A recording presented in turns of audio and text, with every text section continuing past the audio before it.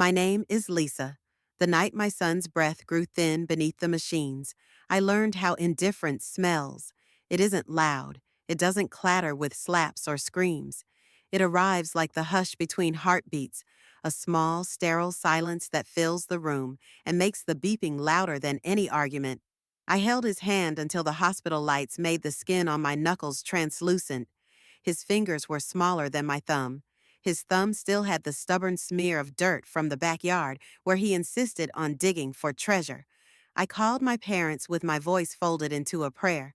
I told them the doctor's words the way you feed coins into a slot, one syllable at a time, hoping the machine will cough up a miracle. They said they couldn't. They said $50,000 was more than they could bear. The same voices that taught me how to pray, how to stitch a hymn, how to keep a home. They used a kinder tone for the wedding planning line where my brother's fiancée wanted orchids and a dress with lace beyond her means. 150,000, they said, and the envelopes were sealed with toasts and speeches and confetti. I watched them choose a dress for a party and decline a lifeline for my child like a parent choosing who gets the umbrella in a sudden storm. They hung up with apologies softer than excuses.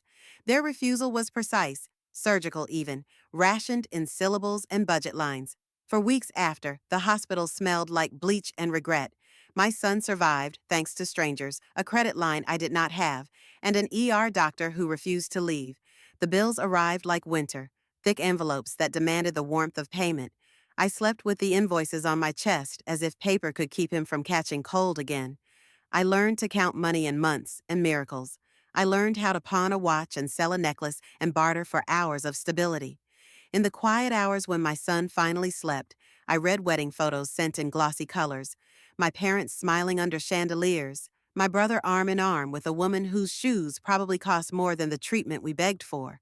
Every photograph was a small, salted knife. Anger was honest at first. It was a bright, incandescent thing that made me want to run into their house and throw every wedding card onto their porch. But anger is a poor companion for the long game. It burns hot and fades. I wanted something that would last longer than their comfortable excuses. I wanted the truth of that night, the choice they made, to sit inside them like a stone they could not swallow. I wanted them to understand, not to suffer. Understanding demands exposure, and exposure takes time, so I built a life like a slow bonfire. I took work that smelled like oil and iron and late nights. I learned to make money in ways that didn't require other people's approval. I found a therapist who taught me how to convert hurt into plans. I stopped asking for their help. I stopped letting their voices set the volume of my days. The hardest revenge is the kind that does not roar. It is the quiet accretion of competence, of joy rebuilt from the bones of necessity. I learned to laugh again, louder and truer, with people who were not measuring my price tag. Years passed. My son grew. He learned to whistle and ride a bike without training wheels, and to build forts and narrate elaborate worlds where pirate queens ruled. He grew into himself in ways I had once feared time would steal. We scraped and sewed and celebrated small mercies, a successful school report, a scraped knee that healed in a week, a birthday with only 3 balloons, but with cake that tasted like victory. I watched my parents age in photographs on social media, holidays lined up like beads, grandchildren that were not mine, faces soft with the ease of people who do not have to choose between life and ornamentation. And then, one evening, they came to my door. They arrived with shoes that had cost more than the braces I had bought for my son, with hands that trembled not from age, but from a new kind of need. They came with apologies practiced into script and with shoulders stooped in a way meant to buy sympathy. I opened the door because my son was asleep and because something in me still clung to the idea that blood might be lighter than paper. They spoke like beggars who had been taught courtly manners. "We were sorry, we made a mistake. We are old now. Please help us." The words spilled out like confetti from a broken piñata. They wanted money for a sudden surgery, a sudden debt, an emergency they had not planned for. 50,000, a number that hovered like a dare. They expected me to flinch. They expected the reflex that had once rung in our house for generations, a child folded back into service. They expected the old Lisa, the dutiful daughter. Instead, I closed the door. not like a child slams a plaything away, but like a lock falling into place. The click was small and absolute. They knocked, then pleaded through the wood. I heard my mother's breath hitch the way it used to when she pretended to be moved by a charity ad. My father's voice tried to steady itself into authority and failed. I stood in the hallway with the heartbeat of my son in the apartment behind me, and a life I had built on the other side of that sound. The door remained shut. There was a thunderstorm coming, and they were soaked in their own misplaced regret. But the storm was not mine to carry. They could not understand why I didn't open, not at first. In their world, family was a revolving chest. You give when demanded, you accept when given. But I had learned something they never taught me. There are debts that cannot be repaid with money, and there are reckonings that cannot be skirted by a polite, "I'm sorry." I had learned a new language, the language of boundaries, and I spoke it without translation. They waited on the porch until the sun pinched itself into the horizon. They left messages full of apology and promises. They called my son by name on the recordings and tried to coax his affection back into exchange currency. I did not reply. Instead, I began to place small, precise truths where they could not ignore them. I did not throw them into the gutter of public shaming. I am not cruel enough for that. My revenge, the one that felt clean and necessary, was to make their choices visible and unavoidable, not by spectacle, but by consequence. I redirected the energy they expected me to spend on them back into my life and into institutions that would not bend for charm. I paid off debts in full and then organized volunteers to help families with bills in my community. I became a presence where money met mercy, and I made sure my work would not be a fluke they could explain away. At my son's school, I started a small fund for emergency medical needs, named not for me, but for the children who deserve more than excuses. I documented donations with transparency and invited my community to bear witness.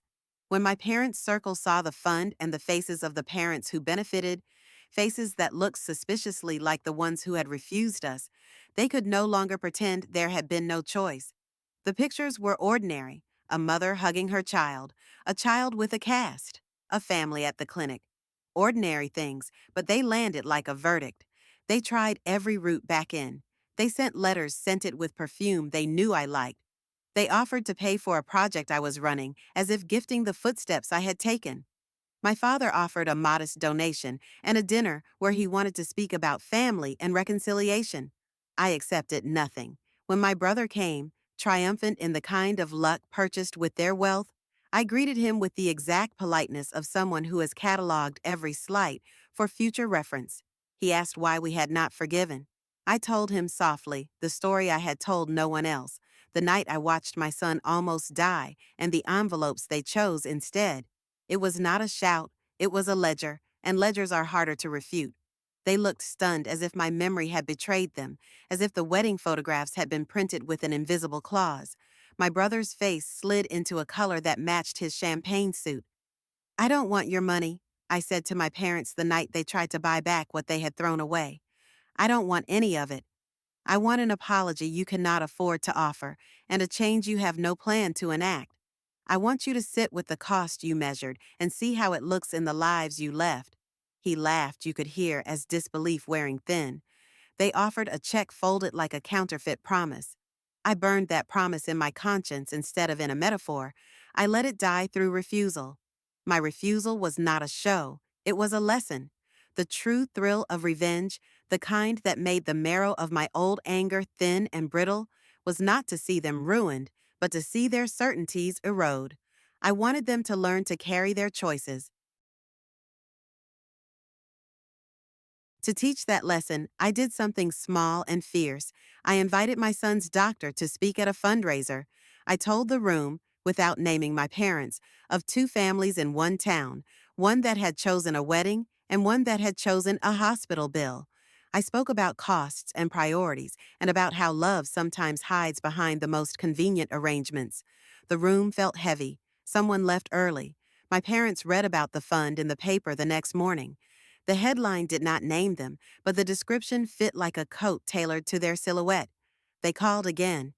They came to the door. I did not open. They came the third time with a suitcase and bones older than their apologies. They were smaller than the people who had once taught me to sew hymns and to hide sorrow behind casseroles. They wanted a place to stay for a week, they said. They had lost money in a bad investment, a phrase my mother used like a spell to ward off shame. They wanted shelter, warmth, absolution. My son was playing in the next room with toy soldiers forming alliances and dissolving in a manner he insisted was strategic. He looked up when they knocked, his face an impossible map of trust and curiosity. I sat on the edge of our couch and watched as my parents rehearsed humility. I thought of the nights I had paced hospitals and held inviolable hope between my palms. I thought of the powder blue hospital gown my son had worn and how I had tucked him into blankets with both hands until he slept. I thought about what it meant to protect someone else, not by pretending the world will always be kind, but by refusing to hand that kindness to those who had counted it as optional. When they stepped into the apartment, my son ran to them with the careless love of children. He hugged his grandmother because he had no ledger that measured choices. He loved with the single-mindedness of a heart that had never been taught transactions. For a moment, the room filled with the light that once belonged to us before it was rationed. My mother's eyes glossed. My father's chest moved with an old, awkward repentance.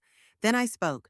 I did not scream. I did not throw the photographs or the wedding invitations at them. I told them plainly about the night his breath nearly stopped and the call I had made that was met with a budget. I told them how I had watched choices become a scaffold for their easy conscience. I told them how I had worked to build a life that did not require their intermittently generous hands. I told them I had forgiven nothing because forgiveness without change is just another way to let cruelty pass for custom. My son listened, his small face creased in concentration. Then he did something that settled the room harder than any speech. He clapped his hands because the toy soldiers had won a battle. He looked up at his grandfather and said, "Tell me why you left us." The question was simple and a detonator at once. My father tried to explain with a gentle, practiced voice. We had our reasons, we had our regrets. But the child's question kept the room honest. My father reached for him, and my son jerked back as if he felt the weight of choices on the man's skin. For a second, the man's hand hovered over the child and the history between them. And I did what I had promised myself I would do for years. I protected my son from the pull of habit. I closed that small, familiar space between the old life and the new one. I took his hand and led him to his room. Outside the door, my parents sat on our couch like strangers who had found themselves locked in a house they once owned. They wept with the sound of people who finally understand the arithmetic of love. Too late. They begged like tide coming and receding. They offered money, tears, promises. I listened. I weighed them like coins. I offered them one final thing that hurt more than refusal: the truth fully told and the knowledge that it would not change the past. When they left that night, they left with shoes muddied by rain and hearts heavier than when they'd arrived. My son slept through the storm. I stood at the window and watched their car disappear into the dark. There was no triumph in my chest, only a hard, clear peace like the feeling after a fever breaks. I had given back what they used to take for granted, my life and the custody of my anger. I had not sought revenge for spectacle. I had reconstructed justice in a way that taught them to carry what they had chosen. Years later, they would tell stories at family dinners about the daughter who had gone cold. My brother would pretend not to notice the bitterness their choices had planted. But when my son graduated college, my mother called to congratulate him, not to ask for anything, just to praise the child she had once refused to aid. I listened to that call like a barometer. The voice on the other end was thin with regret, but full, finally, of admiration that asked for nothing in return. When they knocked the last time, pleading with faces worn and honest, I opened the door a crack, looked at the two faces lined with choices, and I said, "I forgave you the night my son almost died. I forgave you when I taught him to whistle and to ride a bike. But forgiveness does not mean forgetting, and it does not mean you get to trade your lessons for my child's safety. Goodbye." I shut the door.